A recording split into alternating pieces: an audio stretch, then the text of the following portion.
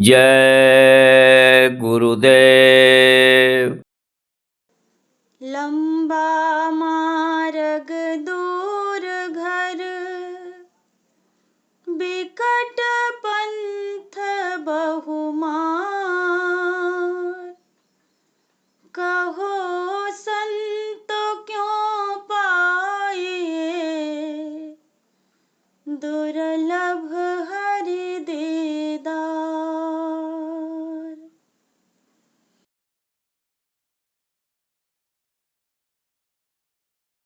सुनो रे भाई नाम रतन अनमोल। सुनो रे भाई नाम रतन अनमोल। सुनो रे भाई नाम रतन अनमोल। सुनो रे भाई नाम रतन अनमोल। सतगुरु नाम का पावन हीरा। सतगुरु नाम का पावन हीरा। कहता मन का मगन मजीरा। कहता मन का मगन मजीरा। कौन लगाए मोल। सुनो रे भाई नाम रतन अनमोल। कौन लगाए मोल। सुनो रे भाई नाम रतन अनमोल। पापों में क्यों खोया भाई। पापों में क्यों खोया भाई। इधर है कुआं उधर है खाई। इधर है कुआं उधर है खाई। अपनी आँखें खोल। सुनो रे भाई नाम रतन अनमोल। अपनी आँखें खोल। सुनो रे भाई नाम रतन अनमोल। नाम रतन है सबसे प्यारा। नाम रतन है सबसे प्यारा। जय गुरुदेव नाम है न्यारा। जय गुरुदेव नाम है न्यारा। ये अमृत का है घोल। सुनो रे भाई नाम रतन अनमोल। ये अमृत का है घोल। सुनो रे भाई नाम रतन अनमोल। नाम रतन की मिली है पूंजी। नाम रतन की मिली है पूंजी। सतगुरु जी ने दी है पूंजी। सतगुरु जी ने दी है पूंजी। ऐसी पूंजी और न दूजी। ऐसी पूंजी और न दूजी। तौल सके तो तौल। सुनो रे भाई नाम रतन अनमोल। तौल सके तो तौल, सुनो रे भाई नाम रतन अनमोल। सतगुरु शरण गहो तुम भाई। सतगुरु शरण गहो तुम भाई। जीवन तेरा सफल होई जाई। जीवन तेरा सफल होई जाई। कंचन जैसी तेरी काया। कंचन जैसी तेरी काया। क्यों मिट्टी में रोल, सुनो रे भाई नाम रतन अनमोल। क्यों मिट्टी में रोल, सुनो रे भाई नाम रतन अनमोल। सुनो रे भाई नाम रतन अनमोल। सुनो रे भाई नाम रतन अनमोल। जय गुरुदेव। जय गुरुदेव।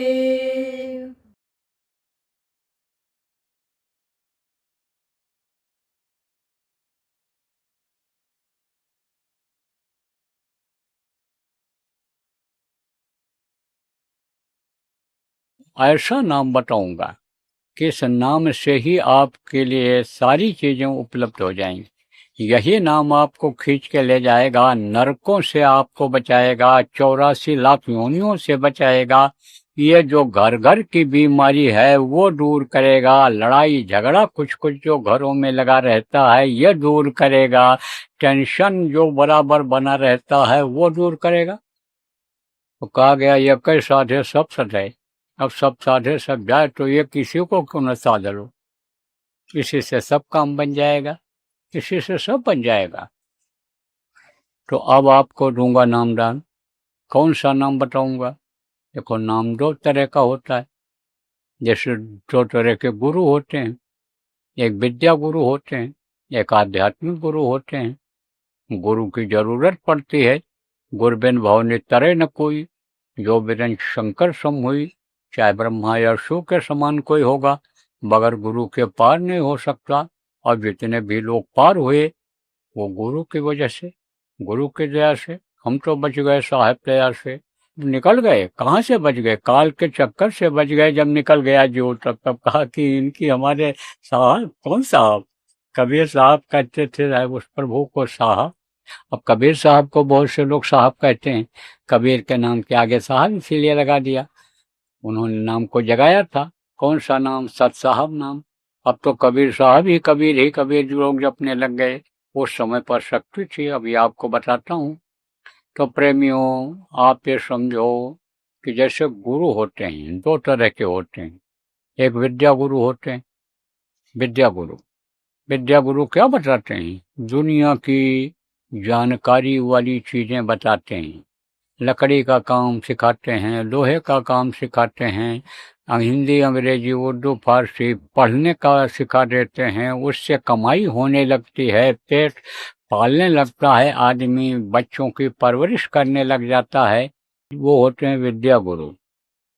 राम ने भी विद्या गुरु बनाया। किसको? विश्वामित्र को। उन्होंने ये सब अस्त्र शस्त्र विद्या और ये सब रावण को मारने का तरीका बताया था। तो आप ये समझो उनके विद्या गुरु थे वो। और वशिष्ठ जी उनके आध्यात्मिक गुरु थे। उनकी कृपा से रावण मरा था। अस्त्र शस्त्र ये तो पैंतड़ेबाजी तो सिखा दिया था उन्होंने, किसने? विश्वामित्र जी ने। लेकिन ताकत किसने दिया? इसका प्रमाण मिलता है कि जब राम भगवान रावण को मार करके आए अयोध्या वापस, तो माता कौशल्या को शंका हो गई, इतने बड़े रावण को, पराक्रमी को, जिसके सामने बड़े बड़े देवता नहीं मैदान में टिकते थे, हट जाते थे, उसको ये मार कैसे सका। तो गोस्वामी जी महाराज ने कहा, अति सुकुमार युगुल मेरे बारे, कौन भांति लंकापति मारे। कहा, हे मेरे सुकुमार बेटा, कौशल्या माँ ने कहा था, तुम रावण को मारे कैसे। तब उन्होंने क्या कहा, कुरु वशिष्ठ कुल पूजी हमारे, तिनके कृपा धनो जरन मारे। माँ, मेरे अंदर शक्ति नहीं थी, वो तो आध्यात्मिक शक्ति अंदर में उन्होंने दिया, पावर उन्होंने दिया, रावण को मारने की शक्ति हमारे वशिष्ठ जी ने दिया। तो उनके आध्यात्मिक गुरु थे, कृष्ण भगवान के गुरु, विद्या गुरु थे संदीपनी जी, और उनके जो आध्यात्मिक गुरु थे कौन थे, सुपत जी। उनको सब जानकारी थी कृष्ण भगवान, इसीलिए तो उन्होंने जानकारी कराया। किसको कराया, अर्जुन को। अर्जुन कह रहे थे हम महाभारत में नहीं जाएंगे, महाभारत में लड़ाई लड़ने नहीं जाएंगे, और महाभारत के अलावा कृष्ण के पास कोई विकल्प नहीं था, क्योंकि बहुत समझाया था उन्होंने कौरवों को कि दे दो, पांडु का भी हक होता है। जब उन्होंने कहा सुई के नख के बराबर भी जमीन नहीं देंगे, जिद पर रहे, और सब लोगों ने समझाया। राजा महाराजा जो अच्छे थे, अच्छे लोग उस समय पर थे, सब लोगों ने समझाया। लेकिन एक कहावत है कि विनाश काले विपरीत बुद्धि, जब काल नजदीक आता है, काल सवार हो जाता है, तब बुद्धि खराब हो जाती। तो महाभारत के अलावा और कोई विकल्प नहीं था, और श्रेय देना था इनको, श्रेय देना था। श्रेय किसको कहते हैं, काम कोई करे और कह देते हैं भैया इनकी वजह से ये हुआ, इन्होंने किया। करने वाला दूसरा होता है। दो तरह के लोग होते हैं, दूसरा करे और कहते हैं हमने किया, हम ऐसा किए हैं, ऐसे अपना दिखाते हैं। वो लोग धोखे में रहते हैं, धोखा खाते हैं, दूसरे को धोखा जब देते हैं तो खुद धोखा खाते हैं, और ऐसा धोखा खाते हैं कि उसमें जान तक चली जाती है। इसलिए श्रेय उसी को देना चाहिए जो करे। तो अब आप ये समझो कि श्रेय इनको देना था। मारा किसने रावण को, मारा तो राम ने। हनुमान ने जो ये करिश्मा दिखाया, किसकी शक्ति से दिखाया, राम की शक्ति से दिखाया। लेकिन हनुमान की पूजा करा दिया कि नहीं। राम का फोटो कहीं लगा दो तो लोग प्रणाम नहीं करेंगे, और पत्थर के ऊपर तेल और सिंदूर अगर लगा करके कहीं भी रख दो, लाल कपड़ा पहना के, तो हनुमान जी के नाम पर लोग प्रणाम सलाम करने लगते हैं, प्रसाद फूल पत्ती चढ़ाने लगते हैं। राम के अधिक राम कर रासा, तो श्रेय देना। तो कहा अर्जुन उठाओ गांधी, धनुष उठाओ, चलो मैदान में। बोले यहाँ सब काका चाचा नाना मामा हमारे खड़े हैं, इनको मार करके मैं नरक नहीं जाऊंगा। बोले अरे अर्जुन, तुमको नहीं मालूम है महाभारत तो खत्म हो गया, पहले ही हो गया सब। दिखाता हूँ तुमको। बैठाया और कहा बंद करो आँख। आँख बंद किया, कहा दृष्टि को टिकाओ। टिकाया, थोड़ी देर तक बैठे रहे, फिर कहा खोलो आँख। दिखाई पड़ा तुमको? कहा नहीं दिखाई पड़ा, नहीं दिखाई पड़ा। तब बोले ऐसे नहीं दिखाई पड़ेगा, ये जो मैल है, मैल जब हटेगी, कहते ना गुर बिन मैलो मन को धोई। बगैर गुरु के अंदर का मैल अंतःकरण साफ नहीं हो सकता है। गुरु धोते हैं, कैसे धोते हैं? साबुन और पानी से धोते हैं? नहीं। आपको आज का सत्संग में समय कम रहेगा, सुबह के सत्संग में बताऊंगा कि वो अंतःकरण कैसे साफ होगा, तो मैल कैसे साफ होगी। मैल अगर अंदर रहेगी तो गंदगी पैदा रहेगा। अब गंदगी अगर पैदा रहेगा अंतःकरण पर, तो प्रभु बैठेगा।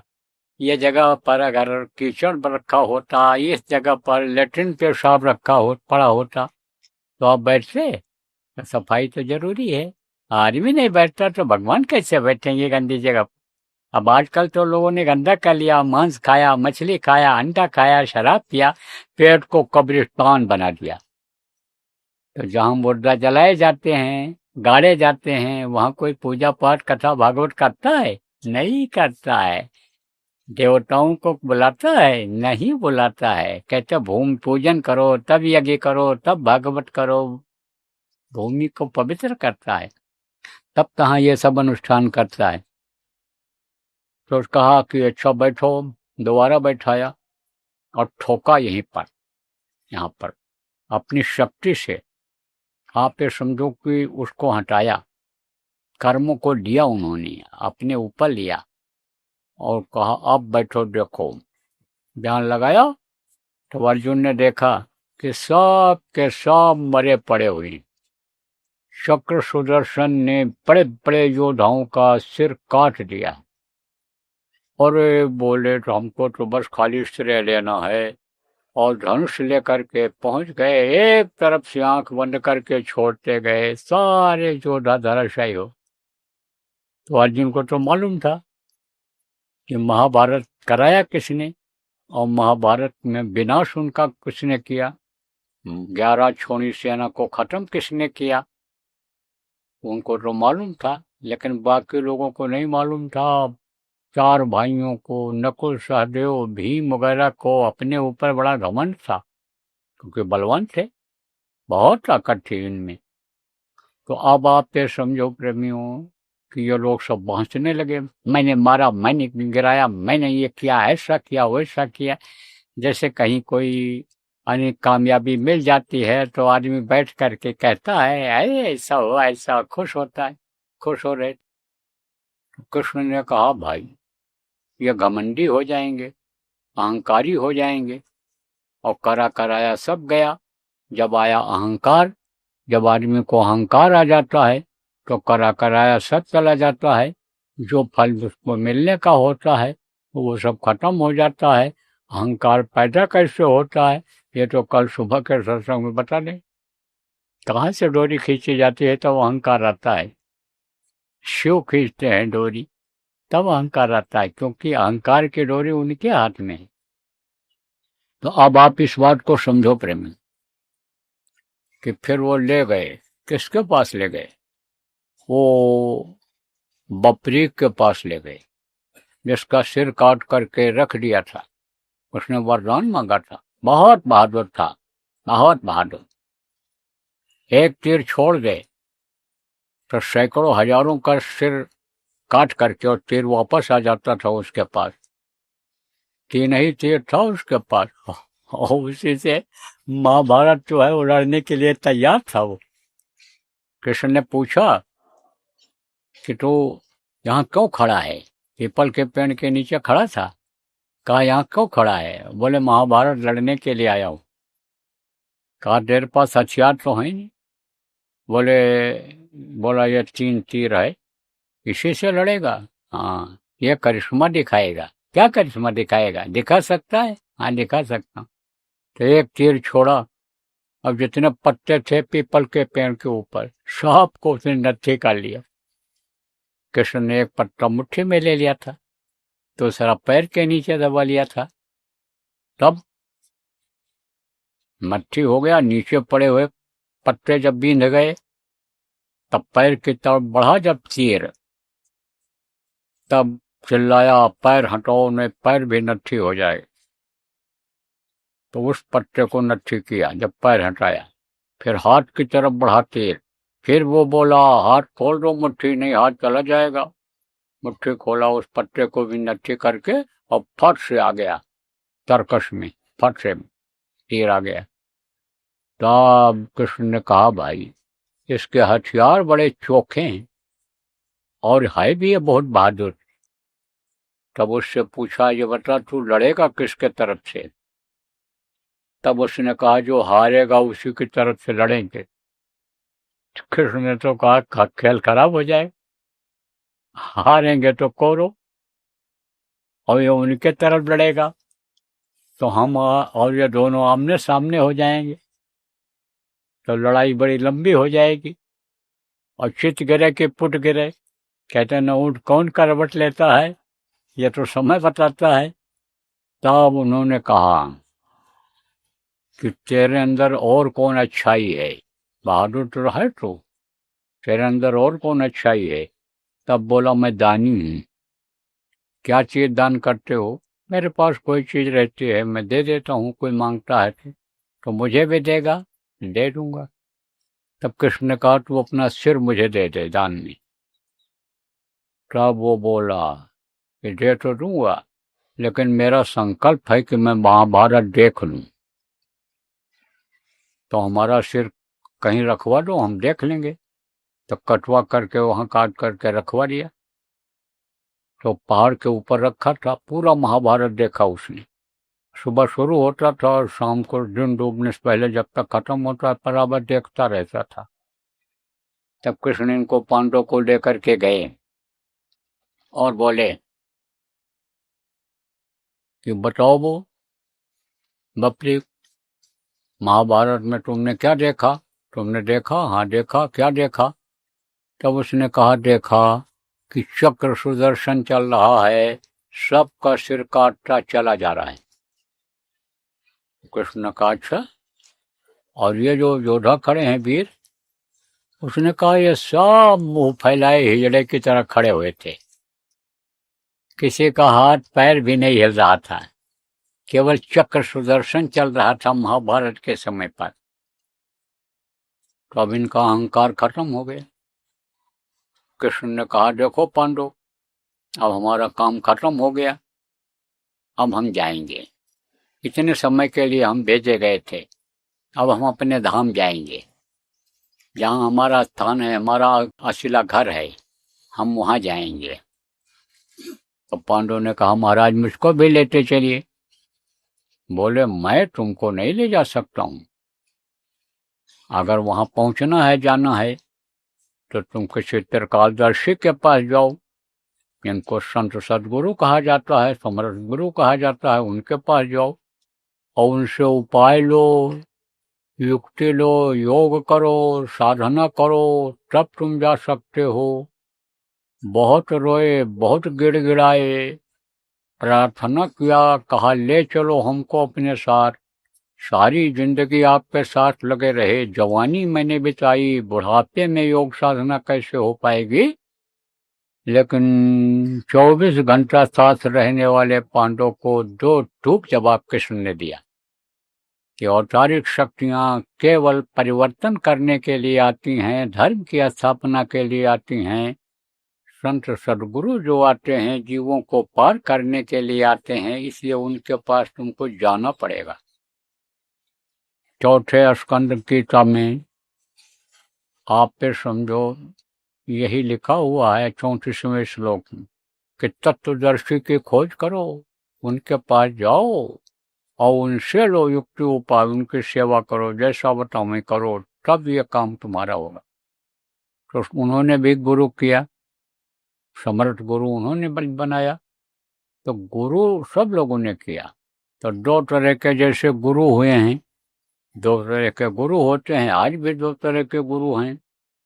तो उसी तरह से नाम भी दो तरह का है, एक मुंह से लिया जाता है और एक सुना जाता है, क्योंकि वो लिखन पढ़न और कहन में नहीं आता है। आप फिर समझो अनुभव में हो आता है। कैसे ये भी बता दें कि जैसे आपको ये कैसे मुक्का मारा जाए, तो पूछा जाए भाई कुछ अनुभव हुआ है, कहोगे चोट लगी, तो कहा जाए दिखाओ कहाँ चोट लगी, तो कैसे दिखाओगे आप? वही खाल तो दिखा दोगे, चोट तो दिखा नहीं पाओ। कहा जाए इसको कैसा लगा, चखाओ हमको, आप कहोगे बहुत दर्द हुआ, तब हम कहेंगे इसको चखाओ हमको, कैसे पता चले कि ये आप पे समझो कि ऐसा हुआ। तब यह सब चीजें नहीं हो सकती, उसकी अनुभव में चीज आती है, उसके अनुभव में आया। ऐसे अनुभव में आता है वो, जब शब्द सुनाई पड़ता है तो वो होता है ध्वन्यात्मक शब्द। उसी से एक बूंद से सुबह सुनाया था आपको, एक बूंद से सकल पसारा, जो पीछे सत्संग हुए 2-3 दिन में सब बताया, उसी से यह सारा संसार टिका हुआ है, शब्द से ही सब टिका हुआ है। और सब मर जाए, शब्द नहीं मरता, सब मर जाएं, जब महाप्रलय हो जाए, लेकिन शब्द कभी खत्म नहीं हो सकता। शब्द से ही सब जुड़े हुए हैं। पेंडुलम जैसे होता है, ऐसे घड़ी कैसे हिलती रहती है, ऐसे ऐसे ऐसे लटकी रहती है, ऐसे ये सब लटके हुए हैं, सब लटके हुए हैं। आप ये समझो कि वो है शब्द, तो वो ध्वन्यात्मक नाम कहलाता है। उसी को जितने भी महात्मा आए सब लोगों ने बताया है, वो नाम आपको बताऊंगा। दूसरा नाम होता है मुंह से लेने वाला, वो भी नाम बता दूं आपको। ये महापुरुष जब आते हैं तो उनके ऊपर निर्भर करता है, वो जो नाम को महत्व दे देते हैं उसी में शक्ति आ जाती है, ताकत आ जाती है। जैसे त्रेता में राम नाम में शक्ति थी, पत्थर के ऊपर राम राम लिख करके समुद्र में डाले थे बंदर और भालू, और पुल बन गया था। कृष्ण नाम में शक्ति थी, द्वापर में कृष्ण कृष्ण जिसने जहाँ पर पुकारा कृष्ण खड़े हुए मिले, द्रौपदी को, बाराग्राह को, तमाम उदाहरण थी। त्रेता और द्वापर के पहले सतयुग था। सतयुग में गुरु की पूजा होती थी, गुरु नाम से उद्धार होता था, गुरु नाम में शक्ति थी। उसी के आगे गुरु महाराज ने जय लगा दिया, क्योंकि गुरु हमेशा रहे हैं, देव माने देने वाला। तो दाता केवल सदगुरु कहा गया, गुरु ही देते हैं और कोई नहीं दे सकता है। जो चीज वो दे देते हैं कोई दे ही नहीं सकता है, तो इसलिए देव लगाया। तो ये जय गुरुदेव नाम में शक्ति है। इससे पहले भी शक्ति रही है कलयुग में, जैसे राधा स्वामी है, वह गुरु है, सत साहब है, ये सब जगाया था महापुरुषों ने। लेकिन जब दूसरा नाम आ जाता है तब उस नाम की वैल्यू खत्म हो जाती है। अब जो लकीर के फकीर हैं या नहीं जान पाते हैं, वही रटते रहते हैं। लेकिन बच्चा पढ़ता रहे, ना पास हो पावे तो पढ़ने से क्या फायदा। पढ़ना यानी समझो जरूरी है, तो उसका फल मिलना जरूरी है। पेड़ लगाओ और उसमें फल न रहे तो आप पे समझो कि उतना फायदेमंद नहीं रहे। हवा तो मिलेगी पत्ती से, लेकिन अगर फल भी लगा दो, फल भी लग जाए और वृक्ष भी रहे, तो कहते सोने में सुगंध आ गया, 2 गुण उसमें आ जाएंगे। इसीलिए तो कहते हैं हम कि पेड़ लगाओ फलदार, फूल लगाओ खुशबूदार, जानवर पालो दूधार जो दूध दे। तो इसीलिए तो कहा जाता है, सलाह दी जाती है नहीं तो बांधे रहो भैंस, बांध लो गाय, मुंह पर कुछ न पड़े, तो खाली सेवा होगी, वही सेवा का फल मिलेगा आपको, लेकिन कुछ खाने को अंदर नहीं जाएगा। तो अब आप इस बात को समझो प्रेमियों कि ये जय गुरुदेव नाम ये प्रभु का नाम है, कि हमारे गुरु महाराज ने जगाया था और आज भी इसमें शक्ति है। मुसीबत में, तकलीफ में आप कहीं बोलोगे तो आपकी मदद होगी। अरे समझ लो जो नए लोग आए हो, मौत के समय जब पीड़ा होगी, उस समय अगर बोलोगे तो मौत की पीड़ा से ये जय गुरुदेव नाम बचाएगा, मौत की पीड़ा से बचाएगा। आप कहोगे मौत के बाद, मौत के समय पीड़ा से बचाएगा, तो हम बताएंगे लोगों को, घर वालों को कैसे, विश्वास लोगों को कैसे होगा। अरे एक बार परीक्षा लेकर देख लो, कोई बेहोश हो गया है, उसके कान में 10 बार जय गुरुदेव बोल करके और फिर जय गुरुदेव बोलो उसके नाम, जय गुरुदेव नाम प्रभु का नाम बोलो, जय गुरुदेव नाम प्रभु का नाम बोलो, बोलो 10 बार, और फिर वो बताओगे कि हमारे सामने कोई आ गया है और उसने यमराज के दूतों से बचा लिया है, तब तो आप विश्वास करोगे। मरने वाला झूठ नहीं बोलता है, उसका पर्दा हट जाता है, फिर उसको सब दिखाई पड़ने लगता है। जैसे माँ के पेट में पर्दा नहीं था, ऐसे पर्दा हट जाता है। ये जो काम, क्रोध, लोभ, मोह, अहंकार है, आखिर में मध्य समय सब खत्म हो जाता है, और खत्म हो जाता है तो उसको ज्ञान हो जाता है कि इसी में हम पड़े रह गए और इसी में हमारा समय बर्बाद हो गया। तो उस समय पर्दा हट जाता है तो बताएगा, तब विश्वास कर लेना, तब कर लेना विश्वास। तो यह है मुँह से लेने वाला नाम जय गुरुदेव नाम याद कर लो। और अभी तक जो नाम आप लेते रहे हो, हम मना नहीं करते हैं, लेकिन अब इस नाम को लेते रहें, देखना कितना फायदा होता है।